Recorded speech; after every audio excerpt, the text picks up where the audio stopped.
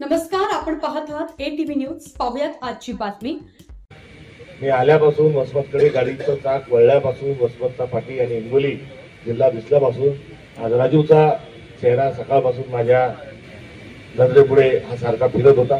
आज राजू असता तर मी त्याच्या पाठीशी असतो। आता त्याच्या जाण्यानं फार मोठं नुकसान हिंगोली जिल्ह्याचं, महाराष्ट्राचं, काँग्रेसचं एक जे नुकसान झालंय कधी भरून निघणारं नाही आहे। मात्र आज राजू नाही आणि त्याच्यावर तुमचा जेवढा हक्क असेल तेवढाच माझ्यावर आहे।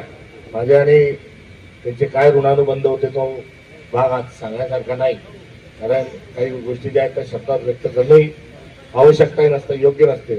मात्र शेवटी मी जसं गंगाप्रसादजींना अभिवादन केलं तसंच हा अकाली जो चालला गेला त्याच्याशी भांडा वाटतात, अरे काय केलं तू। मात्र भांडण्याकरता आता हातही धरू शकत नाही, आपण त्याची कॉलरही धरू शकत नाही। भांडायचं तर कोणाशी भांडायचं असा एक प्रश्न त्याच्या निमित्ताने या ठिकाणी निर्माण होतो। मात्र असा एक वयाने माझ्यापेक्षा छोटा मात्र त्याचं भविष्य हे कितीतरी मोठं होतं असा एक नेता जो काळाने नियतीने आपल्याकडून हिरवून नेला, त्याला प्रत्येक शेवटी मी विनम्र अभिवादन करतो, त्यालाही श्रद्धांजली या कार्यक्रमाच्या माध्यमातून या ठिकाणी व्यक्त करतो।